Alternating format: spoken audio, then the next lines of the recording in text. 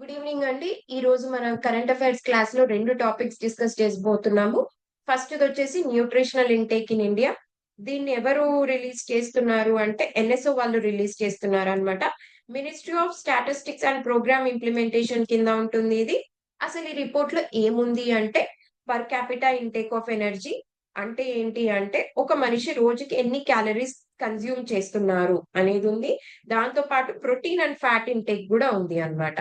అసలు ఈ ఇన్ఫర్మేషన్ ఎక్కడి నుంచొచ్చింది అంటే, ఇన్ఫర్మేషన్ అంతా house hold consumption expenditure surveys గత 2 ఏళ్ల దగ్గర నుంచి మనకి సర్వేస్ జరుగుతున్నాయి. ఆ ఇన్ఫర్మేషన్ బేస్ చేసుకునే మనకి ఈ రిపోర్ట్ అనేది తయారు చేసినారు. అండ్ ఇదేమి ఇనాగ్రల్ రిపోర్ట్ కాదండి. గతంలో మనకు ఆల్రెడీ 5 టైమ్స్ ఈ రిపోర్ట్ అనేది రిలీజ్ చేసినారు. 1993, 1994లో ఫస్ట్ రిపోర్ట్ అనేది రిలీజ్ అయింది. అండ్ లేటెస్ట్ వన్ వచ్చేసి 2011 అండ్ 12లో రిలీజ్ అయింది. ఇదొచ్చేసి 2009 అండ్ 2010 ఇన్ఫర్మేషన్ బేస్ చేసుకొని ఈ రిపోర్ట్ ని రిలీజ్ చేయడం జరిగిందనమాట. ఇప్పుడు ఉన్న రిపోర్ట్‌లో మనకి కొన్ని ఫ్యాక్టర్స్ ఇచ్చున్నారు. దాంట్లో ఏంటి అంటే ఫస్ట్‌దొచ్చేసి యావరేజ్ న్యూట్రియంట్ ఇంటేక్ ఇచ్చారు. అంటే మనం ఆల్రెడీ మాట్లాడుకున్నాం గదా! ఒక పర్సన్ ఒక డేకి ఎన్ని క్యాలరీస్ కన్జ్యూమ్ చేస్తున్నారు. రూరల్ ఇండియాలో వచ్చేసి 2233 కిలో క్యాలరీస్. అర్బన్ ఇండియాలో వచ్చేసి 2250 కిలో క్యాలరీస్. అదే సక్సీడింగ్ ఇయర్‌లో 2212 కిలో క్యాలరీస్. ఇక్కడ చూస్తే 2240 కిలో క్యాలరీస్ అన్నమాట. ఇవి మనకి ప్రిలిమ్స్‌లో ఫ్యాక్ట్స్‌గా అడిగే ఛాన్సెస్ ఉన్నాయి. అండ్ మనం మెయిన్స్‌లో గూడా దీన్ని ఫాడర్ మెటీరియల్‌గా గూడా వాడుకోవచ్చనమాట. ఏదైనా న్యూట్రియంట్స్ బేస్డ్ మెయిన్స్ క్వెషన్ వచ్చినా, లేకపోతే ఎస్సేలో అయినా సరే. ఓకే. నెక్స్ట్ క్యాలరీ ఇంటేక్‌లో ఉండే వేరియేషన్ ఏంటి అంటున్నారు. ఇక్కడ ఒక టర్మినాలజీ యూజ్ చేసినారనమాట ఈ రిపోర్ట్‌లో ఏంటి అంటే బాటమ్ ఫ్రక్టైల్ అండ్ టాప్ ఫ్రక్టైల్. అంటే ఏంటి అంటే ఇప్పుడు పర్ క్యాపిటా ఎక్స్‌పెండిచర్ అని ఉంటుంది. అంటే ఒక మనిషి ఎంత ఖర్చు చేస్తున్నారు అనేది అన్నమాట. అంటే ఖర్చు చేసే దాంట్లో బాటమ్ నుంచి తీసుకుంటే 5%, అట్లనే ఎక్కువ ఖర్చు చేసే వాళ్ళ దాంట్లో టాప్ నుంచి 5%. వీళ్ళిద్దరూ ఎంత డిఫరెన్స్ ఉన్నా ఖర్చు చేయడంలో, ఎక్స్‌పెండిచర్‌లో వీళ్ళకి ఎంత డిఫరెన్స్ ఉన్నా, వీళ్ళ క్యాలరీ ఇంటేక్‌లో మాత్రం డిఫరెన్స్ అనేది లేదు అని చెప్తుందన్నమాట మనకి రిపోర్ట్. ఓకే. ఈ టెర్మినాలజీతో పాటు మనకి ఇంకోటుంది. పర్ క్యాపిటా క్యాలరీ ఇంటేక్ అంటే మనం ఆల్రెడీ మాట్లాడుకున్నాం. ఒక పర్సన్ డేకి ఎన్ని క్యాలరీస్ కన్జ్యూమ్ చేస్తున్నారో, దాంతో పాటు per consumer unit calorie intake గూడా ఉంది. ఇదేంటి అనేది డిస్కస్ చేసుకుందాము. ఇప్పుడు మన ఫ్యామిలీ ఉంటుంది. ఫ్యామిలీలో పేరెంట్స్ ఉంటారు. చిల్డ్రన్ ఉంటారు. గ్రాండ్ పేరెంట్స్ ఉంటారు. ఓకే. వీళ్ళకి ఏజ్ డిఫరెన్స్ ఉంటుంది. అండ్ ఫ్యామిలీలో ఉన్న వాళ్ళకి జెండర్ డిఫరెన్స్ గూడా ఉంటుంది. సో, దాన్ని బట్టి కన్జంప్షన్ అనేది వేరీ అవుతూ ఉంటదనమాట. సో, వీళ్ళేం చేశారు అంటే, దాన్ని ఒక కన్స్యూమర్ యూనిట్‌గా పరిగణించి, వాళ్ళ ఇంటేక్ ఎలా ఉందో చెప్పినారనమాట. అది కన్స్యూమర్ యూనిట్ క్యాలరీ. ఓకే. ఇక్కడ 2 టర్మ్స్ ఉన్నాయి. నేను జస్ట్ దాన్ని ఫెమిలరైజ్ చేద్దాం అనుకున్నాను అంతే. ట్రెండ్స్ కూడా ఇచ్చినారు దీంట్లో. ట్రెండ్స్ ఎట్లా ఉన్నాయి అంటే వీళ్ళు మనం ఇందాక మాట్లాడుకున్నాం గదా! 2009, 2010 డేటాని వాళ్ళు కలెక్ట్ చేసుకున్నారు. అప్పటి నుంచి ఇప్పుడు రీసెంట్ డేటాకి చూస్తే మన క్యాలరీ ఇంటేక్ అనేది లైట్‌గా పెరిగిందన్నమాట. దాంతో పాటు ప్రోటీన్ అండ్ ఫ్యాట్ ఇంటేక్ గూడా పెరిగింది. Okay. Next protein intake. Most of the protein మనకి ఇప్పటికి కూడా సీరియల్స్ నుంచే తీసుకుంటున్నాము. కాకపోతే ఒక స్లైట్ చేంజింగ్ అనిపిచ్చింది అంటే ఎగ్, ఫిష్, మీట్‌లోని చిన్న ఇంక్రీజ్ అనేది కనిపిచ్చిందన్నమాట ప్రెజెంట్‌గా ఉన్న రిపోర్ట్‌లో. దాంతో పాటు ఇంకొక టెర్మినాలజీ వీళ్ళు యూజ్ చేసినారు. Adjusted nutrient intake. ఇది మోస్ట్‌లీ రిపోర్ట్ వాళ్ళు తయారు చేయడానికి యూజ్ చేస్తున్న టెర్మినాలజీ. బట్ మనకి పిఐబిలో ఇచ్చినారు కాబట్టి మనం ఒక్కసారి దీన్ని చూస్తే బెటర్. అడ్జస్టెడ్ న్యూట్రియంట్ ఇంటేక్ అంటే ఏంటి అంటే ఇప్పుడు ఫర్ సపోజ్‌గా మనకి ఇయర్ లాంగ్ తీసుకుంటే ఫ్యామిలీ గ్యాదరింగ్స్ జరుగుతాయి. సెలబ్రేషన్స్ జరుగుతాయి. ఫెస్టివల్స్ గూడా జరుగుతాయి. సో, అప్పుడు గెస్ట్ ఒస్తారు. రిలేటివ్స్ ఒస్తారు. సో, ఈ సర్వేలో ఇయర్ లాంగ్ సర్వే చేసినప్పుడు ఇవన్నీ గూడా దాంట్లో ఇంక్లూడ్ అవుతాయన్నమాట. ఓకే. ఇంక్లూడ్ అయినప్పుడు ఏమవుతుంది అంటే మన హౌస్ హోల్డే కాకుండా వేరే బయట నుంచి వచ్చిన వాళ్ళది గూడా యాడ్ అవుతుంది. అదంతా గూడా ఏ డేటా అంటే అన్‌అడ్జస్టెడ్ వన్స్. వీళ్ళు ఎన్ఎస్ఓ వాళ్ళు ఒక మెకానిజం వాడి ఓన్లీ ఆ హౌస్ హోల్డ్ కి వచ్చేటట్టు చేసేదాన్ని అడ్జస్టెడ్ అంటారనమాట. Okay. I hope it's clear. Unadjusted అంటే ఆ ఇయర్ లాంగ్ గెస్ట్ కానియండి, రిలేటివ్స్ కానివ్వండి, ఇంకెవరైనా గానివ్వండి వచ్చి ఉన్న కన్జంప్షన్ డేటా అంతా గూడా అన్‌అడ్జస్టెడ్‌ది. ఓకే. అడ్జస్టెడ్ అంటే ఏంటి అంటే ఓన్లీ మన హౌస్ హోల్డ్‌కి వాళ్ళు ఎన్ఎస్ఓ వాళ్ళు అడ్జస్ట్ చేసి పెట్టిన డేటా అడ్జస్టెడ్ వన్ అన్నమాట. ఓకే. ఇవి డిఫరెంట్ డిఫరెంట్ ఫ్యాక్టర్స్ వాళ్ళు మనకి రిపోర్ట్‌లో ప్రొడ్యూస్ చేసినవి. దీని బేస్ మీద మనం ఒక చిన్న క్వెషన్ చూద్దాము. ఏంటి అంటే ఇది ఇనాగ్రల్ రిపోర్ట్ అంటున్నారు. లేదు ఆల్రెడీ 5 టైమ్స్ మనకి రిపోర్ట్ అనేది రిలీజ్ అయింది. ఇది 6థ్ టైమ్ అన్నమాట. సో ఇది తప్పు. Average intake of protein and fat అనేది పాజిటివ్ ట్రెండ్స్ చూస్తుంది. అవును మనం ఇందాక మాట్లాడుకున్నాం. Calorie intake and protein, fat intake కూడా పెరిగింది. Okay. Next difference between bottom fractile and top fractile has been increasing. మనం ఏం చూసాము? లేదు. ఇర్రెస్పెక్టివ్ ఆఫ్ ఎక్స్‌పెండిచర్ వాళ్ళు ఎంతన్నా ఎక్స్‌పెండిచర్ చేయనియండి. బాటమ్‌లో ఉండనియండి, టాప్‌లో ఉండనియండి. క్యాలరీ ఇంటేక్ మాత్రం ఆల్‌మోస్ట్ సిమిలర్ ఉంది. కాబట్టి ఈ స్టేట్‌మెంట్ తప్పు. Next NSO under ministry of statistics and programme implementation ఇచ్చిందా ఈ రిపోర్ట్‌ని? యెస్.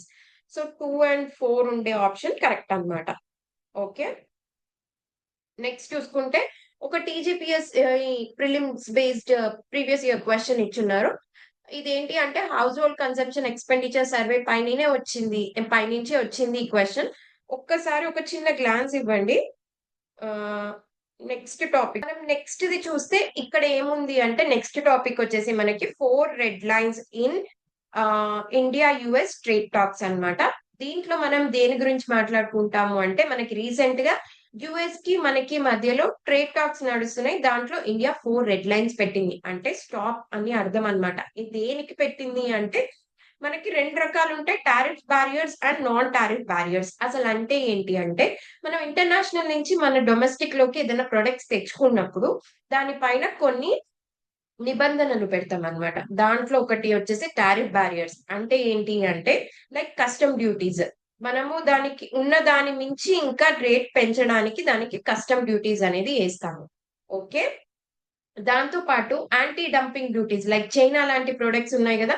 మన డొమెస్టిక్ మార్కెట్‌ని ఫ్లడ్ చేయకుండా అంటే వాళ్ళ ప్రొడక్ట్స్ తోని మన డొమెస్టిక్ దగ్గర కాంపిటీషన్ క్రియేట్ చేయకుండా యాంటీ డంపింగ్ డ్యూటీ గూడా చేస్తుంటామనమాట. ఇవన్నీ ఏంటి అంటే టాక్సెస్. టాక్సెస్ పెట్టేవన్నీ గూడా tariff barriers. Non tariff barriers అంటే ఏంటి అంటే క్వాలిటేటివ్. క్వాలిటేటివ్ అంటే ఇప్పుడు ఫర్ సపోజ్‌గా హైజీన్‌గా లేదు ఈ ప్రొడక్ట్. లేకపోతే మా ఎన్వైర్న్‌మెంట్‌కి సూటబుల్ కాదు ఇది. ఇట్లాంటి రీజన్స్ తోని మనం వేసేది నాన్ టారిఫ్ బారియర్స్ అన్నమాట. ఓకే. రెండిటి మధ్య డిఫరెన్స్ అనేది క్లియర్ అయిందనుకుంటున్నాను. ఫర్దర్‌గా మనం అసలు ఈ రెడ్ లైన్స్ దేనికి దేనికి పెట్టామో మాట్లాడుకుంటే ఫస్ట్‌దొచ్చేసి కార్న్‌కి పెట్టామన్నమాట. ఎందుకు పెట్టాము అంటే ఫస్ట్ ఈ కార్న్‌లో ఒక ఫ్యాక్ట్ చూస్తే యూఎస్ఏ అనేది మన వరల్డ్‌లోనే టాప్ ప్రొడ్యూసర్ అండ్ ఎక్స్‌పోర్టర్ 2 గూడా యూఎస్ఏ. టాప్ ప్రొడ్యూసర్ అదే, ఎక్స్‌పోర్టర్ గూడా అదే. మరి అట్లాంటప్పుడు ఎందుకు పెట్టాం మనం దీనికి బారియర్ అంటే 94% of the mains produced in US is GM variety. అంటే జెనెటికల్లీ మోడిఫైడ్ అన్నమాట. అక్కడ పండించే మేజ్ 94% జెనెటికల్లీ మోడిఫైడ్ వెరైటీ అది. అండ్ అంతే కాకుండా ఇప్పుడు మనకి ఇథనాల్ బ్లెండింగ్ అనేది ఇంపార్టెంట్ అవుతుంది. ఎందుకు? ఎన్వైర్న్‌మెంటల్ కన్సర్న్స్ కోసం మనం ఇథనాల్ బ్లెండింగ్ చేస్తున్నాము. ఫ్యూయల్ పర్పసెస్‌లో. దాంట్లో షుగర్ కేన్ తర్వాత మోస్ట్‌లీ కన్సిడర్ చేసుకుంటే మేజే ఇంపార్టెంట్ ఉందన్నమాట. అప్పుడేమవుతుంది మన లోకల్ డొమెస్టిక్ ఫార్మర్స్‌కి ప్రాబ్లమ్ అవుతుంది. మనం బయట నుంచి మెయిజ్ తెచ్చుకొని దాన్ని మళ్ళీ ఇథనాల్ బ్లెండింగ్‌లో వాడుకుంటే కష్టమవుతుందన్నమాట. ఈ 2 రీజన్స్ వల్ల కార్న్ పైన మనం హోల్డ్ పెట్టినాం. అందుకే one of the red line అయింది అది మనకి. తర్వాత చూసుకుంటే సెకండ్‌దొచ్చేసి ఇథనాల్. మనం ఆల్రెడీ ఇథనాల్ బ్లెండింగ్ చేస్తున్నాం. రైట్? ఇథనాల్ బ్లెండింగ్ చేస్తున్నాము. అండ్ యూఎస్ వచ్చేసి బిగ్గెస్ట్ ప్రొడ్యూసర్ అండ్ ఎక్స్‌పోర్టర్ ఇథనాల్‌లో కూడా. అండ్ మన ఇండియా దానికి థర్డ్ లార్జెస్ట్ మార్కెట్ అన్నమాట. అంటే మా మా దగ్గర మన ఇండియా దాని దగ్గర కొనుక్కునే దాంట్లో థర్డ్ లార్జెస్ట్‌లో ఉంది. మనం దీనికి ఒక అగ్రీమెంట్ ఇచ్చిన్నాం. ఏంటి అంటే నువ్వు ఇథనాల్ తీసుకురా. కాకపోతే మేము నాన్ ఫ్యూయల్ ఇండస్ట్రియల్ పర్పసెస్‌కి వాడుకుంటాము. అంటే ఏంటి అంటే ఇప్పుడు ఇథనాల్ అనేది ఓన్లీ మనం బ్లెండింగ్‌కే వాడం. కెమికల్ ఇండస్ట్రీస్ ఉంటాయి కదా, వాటిల్లో కూడా దీన్ని యూజ్ చేస్తామన్నమాట. సో దానికైతే మీరు ఇథనాల్ మాకు పంపించండి, మాకు ప్రాబ్లం లేదు, దాన్ని మేము అలౌ చేస్తాము. ఫ్యూయల్ పర్పసెస్ కి మాత్రం మేము అలౌ చేయము అని చెప్తున్నాం మనం ఇక్కడ క్లియర్ గా. ఓకే. థర్డ్ వచ్చేసి సోయాబీన్. సోయాబీన్ లో కూడా మనం ఎందుకు దీన్ని వద్దంటున్నామంటే, వీళ్ళు దాన్ని కూడా జెనెటికలీ మోడిఫైడ్ పండిస్తుంటారు అనమాట, అందుకే మనం వద్దంటున్నాం. కాకపోతే ఇక్కడ ఏంటి అంటే, ఇక్కడ ఒకటి గమనించాలి మనం. జిఎం సోయాబీన్ ఆయిల్ ని మనం తెచ్చుకుంటున్నాము యుఎస్ నుంచి, but whole GM soya bean ఉంటుంది కదా, అది మాత్రం మనం బ్యాన్ పెట్టామన్నమాట. ఓకే. ఇంకొక రీజన్ ఏంటి అంటే, ఈ సోయాబీన్ అనేది మోస్ట్లీ మధ్యప్రదేశ్, మహారాష్ట్ర, రాజస్థాన్ ఈ రీజన్ లో ఎక్కువ పండుతుంది అనమాట. ఓకే. అది వచ్చేసి ప్రెసెంట్ రూలింగ్ పార్టీ ఉన్న మెజారిటీలో ఉన్న ప్లేసెస్ కాబట్టి, పొలిటికల్లీ కూడా దీన్ని కన్సిడర్ చేసుకొని సోయాబీన్ ని కూడా రెడ్ లైన్ లో పెట్టినారు. లాస్ట్ ఇది వచ్చేసి డైరీ. డైరీ తీసుకుంటే మనం ఎప్పుడు కూడా డైరీ మన మార్కెట్ లోకి ఈజీగా అవైలబిలిటీలోకి తెచ్చేసుకోమన్నమాట. మీకు ఒకటి ఐడియా ఉంటే, ఆర్సిఈపి అని ఉంటుంది, regional comprehensive economical partnership. ASEAN దేశాలన్నీ కూడా దీంట్లో ఉంటాయన్నమాట. మనం దీంట్లో ఎంటర్ అవ్వలేదు, ఎందుకు అంటే dairy is one of the reason. Dairy reason అని నేను చెప్పట్లేదు, కానీ dairy is one of the reason. ఎందుకు అంటే, న్యూజిలాండ్ ప్లస్ ఆస్ట్రేలియా ఉంటాయి ఈ ఆర్సిఈపి లో. ఇది వచ్చేసి వరల్డ్ లోనే డైరీ ప్రొడక్షన్ లో టాప్ ఉందన్నమాట. ఇవి మనకి వచ్చేస్తాయి, మన ఇండియాలో ఫ్లడ్ అవుతుంది డైరీ ప్రొడక్ట్స్ వీళ్ళవి అని చెప్పి మన డొమెస్టిక్ మార్కెట్ ని కాపాడుకోవడానికి మనం దీంట్లో ఎంటర్ అవ్వలేదు. Okay. It's one of the reason. అట్లనే ఇప్పుడు కూడా మనం మన డొమెస్టిక్ ఫార్మర్స్ ని కాపాడడం కోసం యుఎస్ లో నుంచి కూడా డైరీ పైన ఒక రెడ్ లైన్ అనేది గీసేసాము. దాంతో పాటు యుఎస్ ఏం క్లెయిమ్ చేస్తూ ఉంటది అంటే, మనకి వాళ్ళ బొవైన్స్ ఉంటాయి కదా, బొవైన్స్ అంటే ఏంటి అంటే క్యాటిల్, అంటే లైక్ కౌ, బఫలో ఇవి ఉంటాయి కదా, వీటిని బొవైన్స్ అంటారు. వీటిని వాళ్ళు ఫ్లష్ అండ్ మీట్ పెట్టి పెంచుతారు అని ఒక మిస్కన్సెప్షన్ ఉంది. అది ఎంతవరకు ట్రూత్ అని మనకు తెలియదు, బట్ దే బిలీవ్ దట్ ఈ బొవైన్స్ కి ఫ్లష్ అండ్ మీట్ పెట్టి పెంచుతారు అని. సో మన రిలీజియస్ అండ్ కల్చరల్ గ్రౌండ్స్ కి కూడా అది కరెక్ట్ గా లేదనమాట. అందుకే మనం డైరీ పైన కూడా రిస్ట్రిక్షన్ అనేది పెట్టినాము. ఓకే. ఫర్దర్ గా దీనిపైన ఒక చిన్న క్వశ్చన్ ఉంది, ఏంటి అంటే, మనం ఇథనాల్ ఇంపోర్ట్స్ ని బ్యాన్ చేసినాము ఫ్యూయల్ పర్పసెస్ కి. అవును, దీన్ని మనం బ్యాన్ చేసినాం ఫ్యూయల్ పర్పస్ కి.